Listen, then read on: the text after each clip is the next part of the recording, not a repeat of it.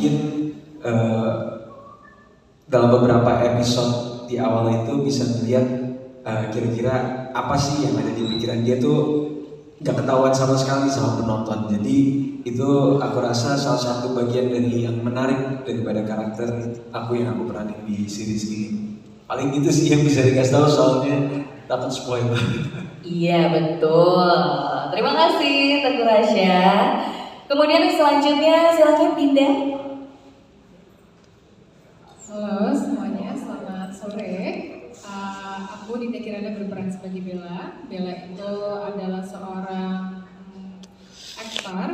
Dia berteman dengan Ana dari zaman kuliah. Dia juga memiliki hubungan pertemanan dengan Aldo karena relasi ibunya. Secara sosial Bella ini orang yang cheerful, menyenangkan, tapi deep down dia itu sosok yang sangat disruptif sih. Cukup segitu aja. Takut kebablasan. Terima kasih Dinda. Thank you. Dan yang berikutnya Haiko. Silakan. Halo, selamat sore semuanya. Nama saya Haiko van der Veken. Di sini saya berperan sebagai Raya dan Ana. Jadi perannya ada kembar. Kalau untuk Raya sendiri, dia adalah seorang stripper. Dia ini sosok yang nggak tahu sebenarnya keluarganya siapa. Dia nggak tahu background kehidupannya itu seperti apa. Bedanya dengan Ana adalah bagian dari keluarga Ardana. Jadi dia adalah istri dari Aldo Ardana. Dia lebih kalau bisa dibilang academically smart, sedangkan Raya street smart. Jadi sangat berbeda dua karakter itu. Sisanya takut spoiler. Lagi dan lagi. Gak masalah. Terima kasih Haiko. Thank you. Terima kasih. Terima kasih banyak. Dan untuk selanjutnya saya persilahkan untuk Bapak Rocky Soraya sebagai produser untuk memberikan kata sambutannya Bapak. Halo semuanya, terima kasih sudah datang hari ini. Saya sangat excited untuk acara ini, skripnya sangat bagus, pemainnya bagus, dan saya mau berterima kasih kepada ICI dan Telkomsel sudah memberi Hitmaker kesempatan ini untuk membuat series pertama untuk ICI. Mudah-mudahan sesuai ekspektasi ya. Amen. Amin. Terima kasih Pak Rocky. Dan berikutnya kami persilakan Bapak Anto untuk memberikan kata sambutannya. Halo, selamat sore semuanya. Terima kasih sudah datang. Ya ini betul tadi yang disampaikan Pak Rocky bahwa ini adalah series pertama kolaborasi antara Telkomsel Mainstream dengan ICI, dan kami punya berbagai dan beberapa konten production bersama dengan ICI, dan dengan adanya konten unggulan ini kami berharap bisa memberikan tayangan hiburan yang menarik buat para penonton Indonesia. Thank you. Terima kasih Pak Anto. Dan berikutnya saya persilahkan Mr. Dinesh Ratnam. Kindly give some speech to the audience. Thank you. Selamat sore semuanya. Thank you for coming. So, sebenarnya hari ini memang special untuk ICI. This is our first local original series di Indonesia. Actually, sebenarnya hari ini is my first tumpengan as well, personally also. So I think we're very excited to work with Pak Rocky, Hitmaker, the great cast lineup, semua yang luar biasa. Of course, the whole crew and team. So we hope this story will be a success. Macam Pak Anto bercakap, our first series dalam kolaborasi dengan Mainstream. So thank you so much untuk kepercayaan and collaboration with ICI. Jadi kami berharap semua penonton di Indonesia bisa menikmati our first title. Thank you. Terima kasih Bapak Dinesh. Dan sebelum saya memberikan kesempatan untuk teman-teman media bertanya secara langsung, izinkan saya untuk bertanya dulu nih kepada Pak Anto dan Pak Dinesh. Apa sih Pak yang menjadi pertimbangannya memilih Hitmaker Studios itu sebagai PH pertama yang menggarap series pertama ICI di Indonesia ini? Boleh mungkin Pak Anto dulu atau Pak Dinesh dulu? Stop. Ya, kenapa Hitmaker? Obviously ya.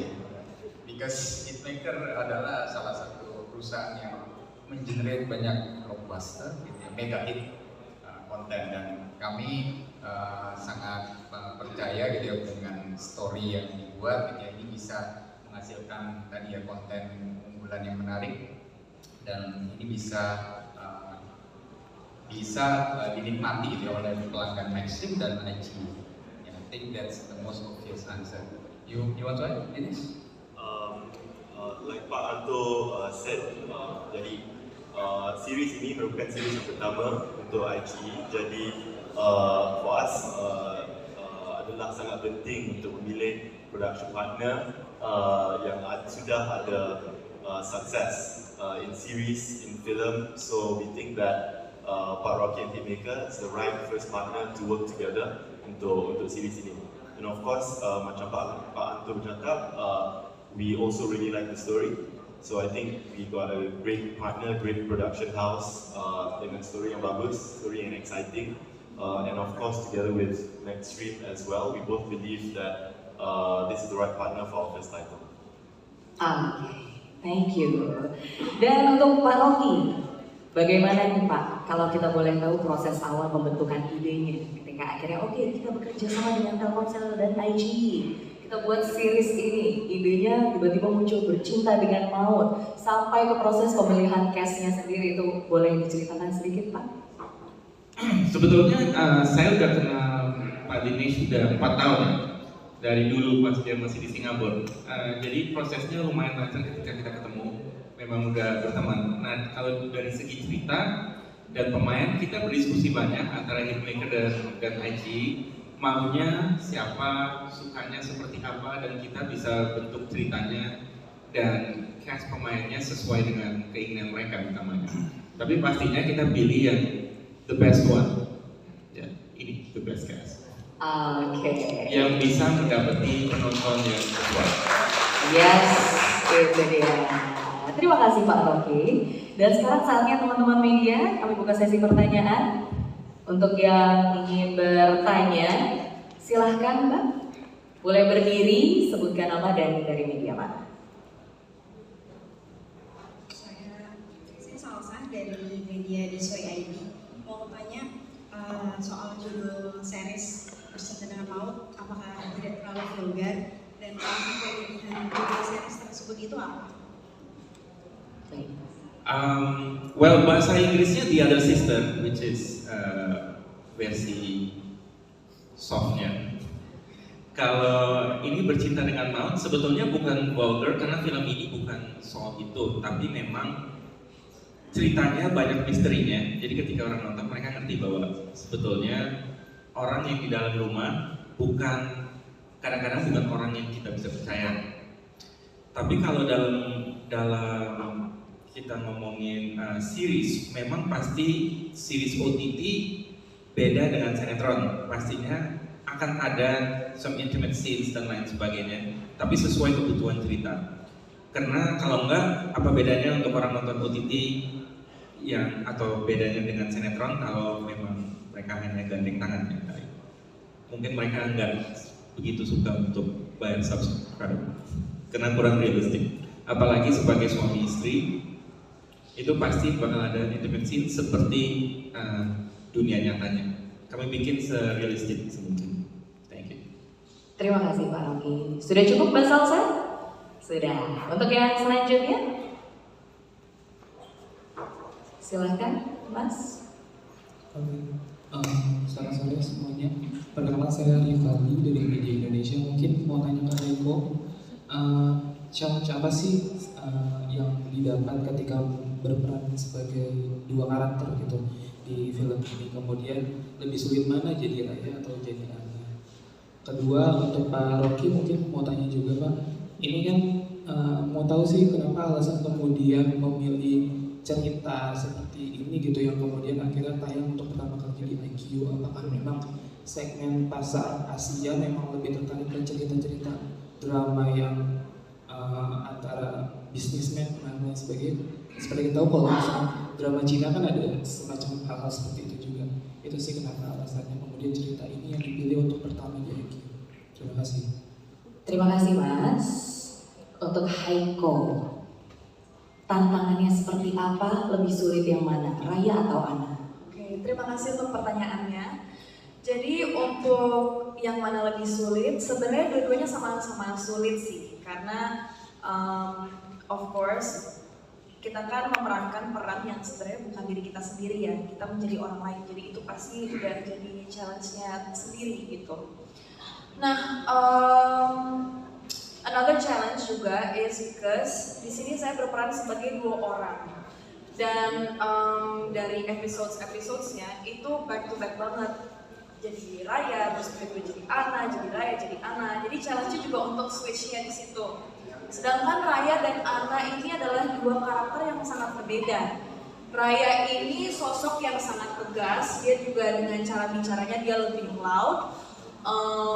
Cara jalannya, cara berpikirnya dan segala macam. Sedangkan Ana lebih soft, dia cara bicaranya juga lebih soft, dia lebih how do you say ya, lebih kaku orangnya sebenarnya gitu. Jadi very different characters dari both sides. Jadi itu juga menjadi challenge sendiri. Terima kasih. Terima kasih Haiko. Thank you. Silakan Pak Rocky. Sebetulnya ini ceritanya bukan cerita dalam kehidupan bisnis lainnya. Ini ceritanya lebih ke murder mystery. Dari sinopsisnya itu, menurut saya ini nggak spoiler ya, karena itu utama ceritanya. Bahwa Ana itu meninggal dan Raya pura-pura jadi Ana untuk mencari tahu siapa pembunuhnya. Jadi kenapa kita pilih cerita seperti ini? Karena dari based on series yang saya suka nonton sendiri, Asia dan lain sebagainya. Kalau cuma drama percintaan is boring. Jadi kami memang kepengen membuat sesuatu different, sesuatu yang ada suspense-nya, ada thrillernya, tapi ada romance-nya juga.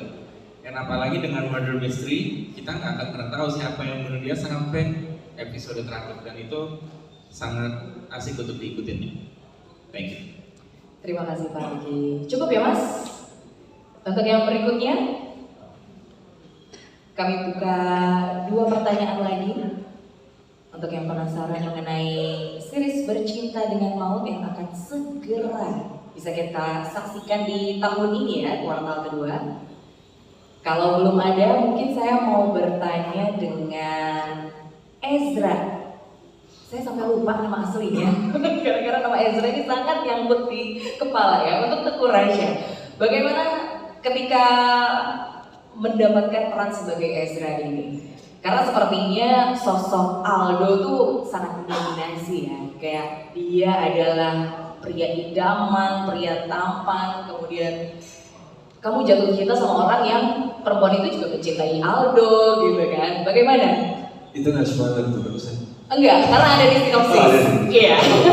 Jadi karakter Ezra sendiri sebetulnya dia lumayan misterius ya untuk di terutama episode 1-2 awal itu belum kelihatan intensi dia dan keberadaan dia tuh maksud dan tujuannya kira-kira apa sih gitu. Dan aku rasa juga karakter Ezra ini sangat menarik karena di luar misterinya dia sebetulnya ada penjelasan yang sangat mendalam gitu ya. Nanti berjalannya sekian episode, teman-teman bisa lihat sendiri kira-kira apa sih yang mendorong Ezra untuk menjadi seseorang yang dia tampilkan selama di episode 1, 2, dan 3 itu.